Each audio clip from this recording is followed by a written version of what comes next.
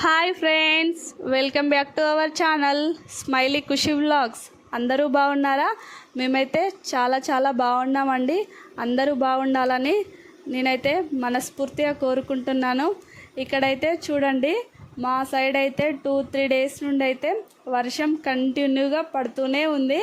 ఇక బయట వర్షం పడుతుంది, వెదర్ అయితే చల్లగా ఉంది అనేసి మేమైతే వేడిగా మిర్చీలు, ఆలు బజ్జీలు అండ్ పకోడీ అయితే చేసుకున్నాం. చూడండి, నేనైతే ఎలా చేస్తానో చూపిస్తా.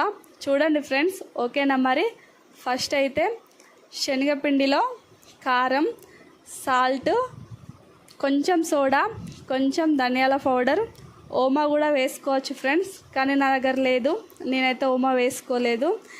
ఇక్కడ పిండి అయితే కలుపుకొని కొంచెం వాటర్ అయితే యాడ్ చేసుకుంటూ పిండి అయితే ఉండలు లేకుండా సాఫ్ట్గా కలుపుకోవాలి ఫ్రెండ్స్. ఇలా నెక్స్ట్ అయితే ఇక్కడ ఆనియన్స్, మిర్చి, ఆలు అయితే కట్ చేసుకొని పెట్టుకున్నా.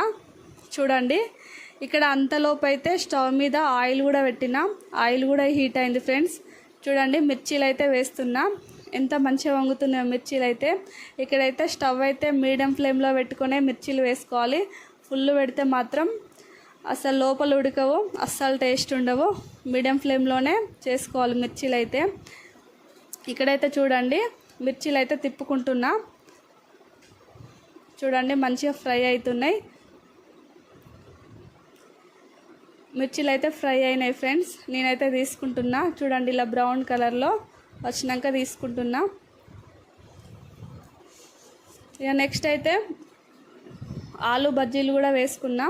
చూడండి, అవి కూడా వేసుకోవడం కంప్లీట్ అయింది, తీస్తున్నా.